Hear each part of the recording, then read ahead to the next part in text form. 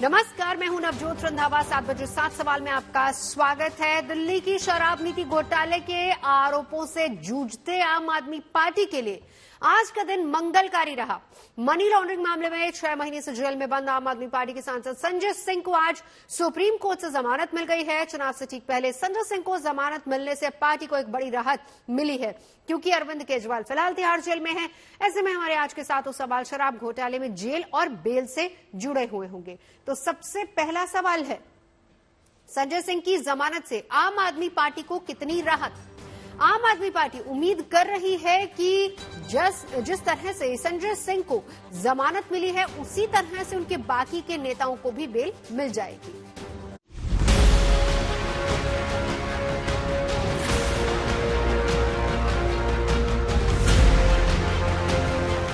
आम आदमी पार्टी के सांसद संजय सिंह को आज सुप्रीम कोर्ट से बड़ी राहत मिली। मनी लॉन्ड्रिंग केस में पिछले करीब 6 महीनों से जेल में बंद संजय सिंह को सुप्रीम कोर्ट ने जमानत पर रिहा करने का आदेश दिया है। अदालत के इस आदेश के बाद संजय सिंह राजनीतिक गतिविधियों में हिस्सा ले सकेंगे। जस्टिस संजीव खन्ना की बेंच में संजय सिंह की जमानत की याचिका पर आज सुनवाई हुई। इस दौरान ईडी की तरफ से पेश हुए एएसजी एसवी राजू ने अदालत को बताया कि उन्हें संजय सिंह की जमानत पर किसी तरह का एतराज नहीं है।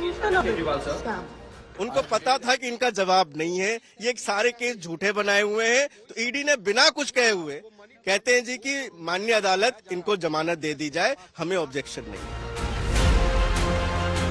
सुप्रीम कोर्ट में 3 जजों संजीव खन्ना, न्यायमूर्ति दीपांकर दत्ता और न्यायमूर्ति पीबी वराले की बेंच मामले की सुनवाई कर रही थी। बेंच ने ईडी से पूछा था कि आखिर संजय सिंह को अब भी जेल में रखने की जरूरत क्यों है। तो तमाम वरिष्ठ नेताओं को ईडी ने बिना किसी सबूत के गिरफ्तार किया हुआ था। आज उसी ईडी ने कहा भाई कि इनके खिलाफ कोई सबूत मौजूद नहीं है, आप इन्हें बेल दीजिए। ईडी ने क्या ऑब्जेक्शन किए थे जिसे अदालत ने नजरअंदाज किया? देखिए, ईडी ने उन्होंने तो पहले तो ये कहा कि इनको जो है बेल दे दी जाए।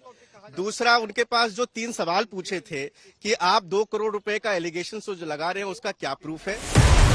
पिछले साल 4 अक्टूबर को संजय सिंह को ईडी ने गिरफ्तार किया था, जिसके बाद से वो जेल में बंद थे। संजय सिंह को जमानत मिलने पर उनके परिवार ने खुशी जताई और उम्मीद भी की है कि जेल में बंद आम आदमी पार्टी के दूसरे नेता भी जल्द ही बाहर आएंगे। लेकिन यह है कि सत्य की जीत हुई है और न्याय पे हम लोग को भरोसा था, तो आज हम लोग के खुशी का माहौल तो है, लेकिन जब तक वो तीनों भाई नहीं आ जाते तब तक ये संघर्ष जारी रहेगा। खुशी की बात है, इसी का तो इंतजार था और सुप्रीम कोर्ट को बहुत बहुत धन्यवाद। हाँ, कि मेरे बेटे की आज रिहाई हो गई है। बहुत बहुत खुशी है, दिल से खुश हैं। हम तो माँ हैं, हम तो खुश होंगे ही और सब खुश हैं। संजय सिंह की जमानत पर आम आदमी पार्टी ने भी राहत की सांस ली है। पार्टी को उम्मीद है कि संजय सिंह की जमानत के बाद अब जेल में बंद बाकी नेताओं के लिए भी जमानत का रास्ता खुल जाएगा। लग रहा है कि सिमिलर ग्राउंड्स पे हमारे सारे नेता थे और सबको इसी प्रकार से बेल मिल जानी चाहिए। और भाजपा की जो जनाधार खिसक रहा है लगातार, उस डर के मारे आज भाजपा ने भी अपने हथियार डाले। देखिए, आज भगवान जी हमारे साथ हैं, बजरंगबली हमारे साथ है, सच की जीत हुई है। हम तो शुरू से ही कह रहे थे कि ये पूरा का पूरा केस फर्जी है और भाजपा के दफ्तर में लिखा गया है। करीब 500 रेड के बाद भी एक चवन्नी की रिकवरी नहीं हुई। आज दिन केजरीवाल संजय सिंह की जमानत पर आम आदमी पार्टी के खुशी जताने पर बीजेपी ने निशाना साधा। बीजेपी का कहना है कि अभी संजय सिंह को केवल जमानत मिली है, लेकिन जश्न ऐसा मनाया जा रहा है कि जैसे उन्हें क्लीन चिट मिल गई हो। पहले तो ये बेल तब मिली है जब ईडी ने इस बेल को अपोज नहीं किया। This bail has been granted when ED, as you can see from the proceedings, has not oppose the bail of Sanjay Singh. इसका मतलब आज के बाद आम आदमी पार्टी के पास ये कतई अधिकार नहीं है कहने का कि ईडी विद्वेषपूर्ण कार्रवाई कर रही है। संजय सिंह की जमानत पर आम आदमी पार्टी के साथ साथ विपक्षी दलों ने राहत की सांस ली। विपक्षी दलों ने सुप्रीम कोर्ट के इस फैसले का स्वागत किया। चुनाव से ठीक पहले सुप्रीम कोर्ट का ये फैसला उनके लिए संजीवनी साबित हुआ है और उनका मानना है कि चुनाव में उन्हें इसका जरूर फायदा मिलेगा। दिल्ली से संजय शर्मा और आशुतोष मिश्रा के साथ bureau report, good news today.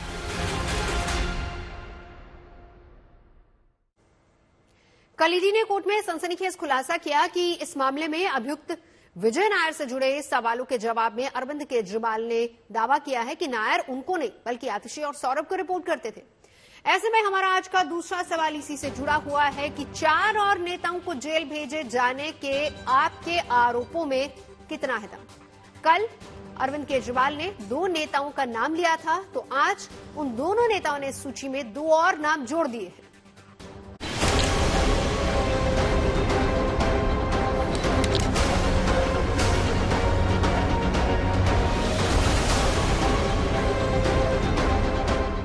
Delhi के शराब नीति घोटाला में मुख्यमंत्री अरविंद केजरीवाल तिहाड़ पहुंच गए हैं, लेकिन जेल जाने से पहले उन्होंने ईडी के सामने कुछ ऐसे बयान दे दिए हैं जिससे उनकी ही पार्टी के कुछ नेताओं की मुसीबत बढ़ सकती है। केजरीवाल ने ईडी के सामने दावा किया कि इस घोटाले के आरोपी विजय नायर उनको नहीं बल्कि आतिशी और सौरभ भारद्वाज को रिपोर्ट करता था। ईडी ने कल अदालत में केजरीवाल से हुई पूछताछ के हवाले से बताया कि केजरीवाल ने पूछताछ में सहयोग ही नहीं किया, लेकिन विजय नायर से जुड़े सवालों के जवाबों में जो उन्होंने ईडी के सामने कहा उसे सुनकर सब हैरान रह गए। विजय नायर के लिए मंत्री के घर आवास के इंतजाम पर केजरीवाल ने सीधा जवाब नहीं दिया और न ही साउथ ग्रुप की शराब कारोबारियों से विजय नायर की 10 मुलाकातों पर केजरीवाल ने कुछ कहा। लेकिन जब ईडी ने विजय नायर और केजरीवाल के बीच व्हाट्सएप चैट्स दिखाई तो केजरीवाल ने कह दिया कि विजय नायर केजरीवाल को नहीं आतिशी और सौरभ भारद्वाज को रिपोर्ट करते थे। आतिशी आशंका जता रही हैं कि उनके साथ केवल सौरभ नहीं बल्कि राघव चड्ढा और दुर्गेश पाठक भी ईडी के निशाने पर हैं। अब भारतीय जनता पार्टी का ये इरादा है कि आने वाले 2 महीने में लोकसभा चुनाव से पहले वो आम आदमी पार्टी के 4 और नेताओं को गिरफ्तार करने वाले हैं। वो मुझे गिरफ्तार करेंगे, वो सौरभ भारद्वाज को गिरफ्तार करेंगे, वो दुर्गेश पाठक को गिरफ्तार करेंगे और वो राघव चड्ढा को गिरफ्तार करेंगे। ईडी की ओर से अदालत में जब इस बात का जिक्र किया जा रहा था तो अरविंद केजरीवाल वहीं मौजूद थे और उन्होंने इस बयान का कोई विरोध नहीं किया। बीजेपी का कहना है कि आम आदमी पार्टी के नेता खुद ही एक दूसरे को घोटाले के दलदल में खींचने में जुटे हैं। आतिशी का दावा है कि उनको बीजेपी में शामिल होने का ऑफर मिला है और ये ऑफर उनके किसी करीबी को बीजेपी की तरफ से किया गया था, लेकिन आतिशी ने ना तो उस करीबी के बारे में जानकारी दी और ना ही उन्होंने ऑफर देने वाले बीजेपी के किसी नेता का नाम बताया। बीजेपी आतिशी के इस दावे को पुराना नाटक करार दे रही है। बहुत व्यक्तिगत करीबी व्यक्ति के माध्यम से मुझे भारतीय जनता पार्टी ज्वाइन करने के लिए अप्रोच किया। मुझे ये कहा गया कि या तो मैं भारतीय जनता पार्टी ज्वाइन कर लूं, अपना पॉलिटिकल करियर बचा लूं, अपना पॉलिटिकल करियर बढ़ा लूं। चुनौती है आतिशी जी, नाम बताइए, अन्यथा आज भारतीय जनता पार्टी का प्रतिनिधिमंडल आज पुलिस कमिश्नर से मिलकर एक बार फिर आपकी कंप्लेन का दर्ज करेगा। ये ऐसे चलने वाला नहीं है। आप आरोप लगाएं और भाग जाएं, ये चलने वाला नहीं है। जांच एजेंसी के अनुसार घोटाले की जांच में आतिशी और सौरभ भारद्वाज के नाम की एंट्री खुद मुख्यमंत्री केजरीवाल ने कराई है, लेकिन इन दोनों नेताओं ने आपके 2 और नेताओं को घसीट लिया है। अब घोटाले की सियासत में आतिशी और सौरभ ने अपनी तरफ से दुर्गेश पाठक और राघव चड्ढा का नाम जोड़ा है, लेकिन विजय नायर को लेकर हुए खुलासे पर इन दोनों ही नेताओं ने फिलहाल चुप्पी साधी हुई है। ऐसे में इस घोटाले की जांच में जुटी ईडी इन दोनों नेताओं को भी पूछताछ के लिए समन जारी कर सकती है। दिल्ली से पंकज जैन के साथ bureau report, good news today.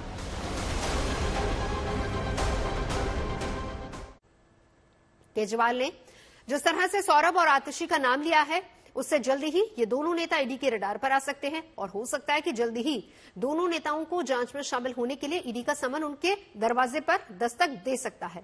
हमारा आज का तीसरा सवाल इसी से जुड़ा हुआ है, क्या सौरभ भारद्वाज और आतिशी से भी पूछताछ करेगी ईडी? इसके बारे में बता रही हैं हमारी संवाददाता सृष्टि ओझा। माना जा है कि अब शराब घोटाले में आतिशी और सौरभ भारद्वाज भी फंस सकते हैं। अब तक इस कथित घोटाले में इनके नाम नहीं आए थे, लेकिन ईडी का अब ये स्टेटमेंट कोर्ट में देना और उनका नाम लेने से ये आशंका जरूर आती है कि क्या आतिशी और सौरभ भारद्वाज भी जांच के घेरे में आ सकते हैं। अपनी प्रेस कॉन्फ्रेंस में आतिशी ने खुद भी अरेस्ट होने की संभावना जताई है। ये कहा है कि ये इन्फॉर्मेशन ईडी के पास काफी समय से थी, लेकिन फिर भी अब उसे इस तरीके से कोर्ट में कहा गया है। अब देखना ये होगा कि क्या आम आदमी पार्टी के ये दो नेता भी एजेंसी की रेडार पे आ सकते हैं। शराब नीति घोटाले में विजय नायर का नाम बार बार आ रहा है। विजय नायर ही वो व्यक्ति है जिसके बारे में अरविंद केजरीवाल ने बताया कि ये आतिशी और सौरभ को रिपोर्ट करते थे।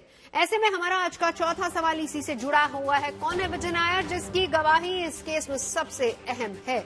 इसके बारे में ज्यादा जानकारी दे रही है हमारी संवाददाता सृष्टि ओझा।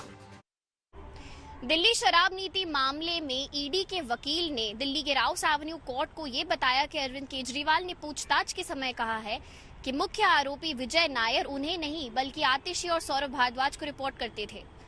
कौन है ये विजय नायर जिनका रोल इस केस में काफी अहम है? विजय नायर इस घोटाले के महत्वपूर्ण व्यक्ति हैं जिस पर पैसे की लेन देन में शामिल होने के आरोप लगाए गए हैं। वो उन लोगों में से हैं जिनकी शराब घोटाले में सबसे पहले गिरफ्तारी हुई थी। सीबीआई ने विजय नायर को मनीष सिसोदिया का करीबी बताया था। विजय नायर कुछ साल तक आम आदमी पार्टी के कम्युनिकेशन प्रभारी थे। दिल्ली के मुख्यमंत्री अरविंद केजरीवाल का नया पता दिल्ली का तिहाड़ जेल नंबर 2 है। जेल के अंदर रहने के बाद भी केजरीवाल मुख्यमंत्री पद से इस्तीफा नहीं देने पर अड़े हुए हैं। उनकी पार्टी का दावा है कि संविधान में जेल से सरकार चलाने पर किसी पाबंदी का जिक्र नहीं किया गया है। हमारा आज का 5वां सवाल इसी से जुड़ा है। जेल से केजरीवाल कैसे चलाएंगे सरकार? संविधान में जेल से सरकार चलाने पर किसी तरह की रोक तो नहीं है, लेकिन कई ऐसी प्रायोगिक समस्याएं हैं जिसकी वजह से जेल से सरकार चलाना आसान नहीं है।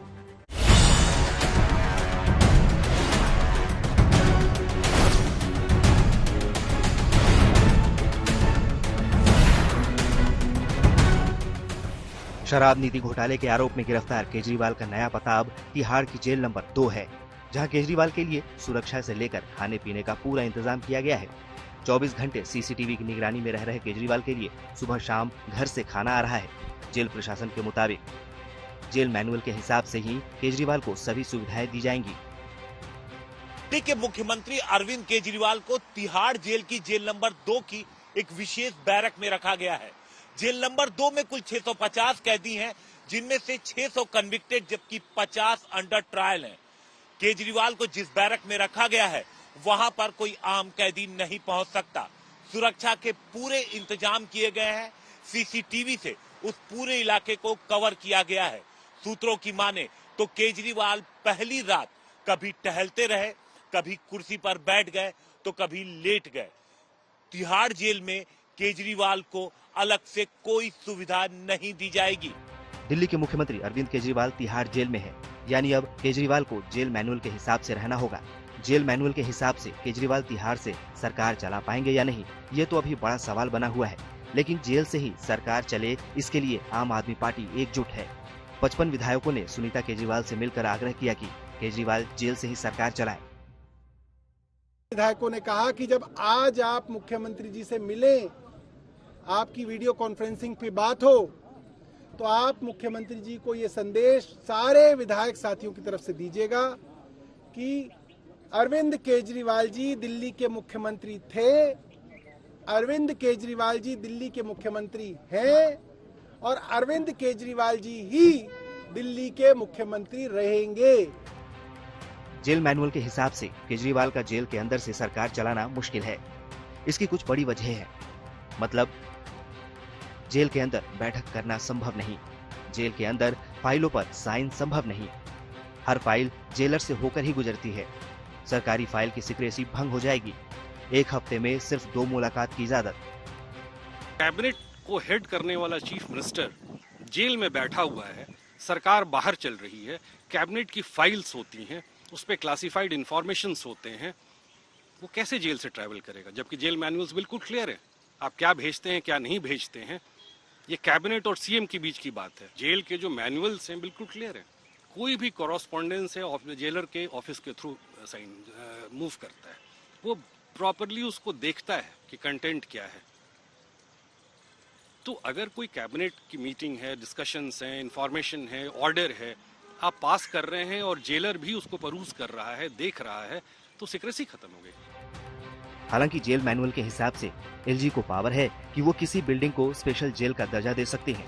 अगर केजरीवाल के मामले में एलजी ऐसा करते हैं तो दिल्ली की सरकार जेल से चल सकती है।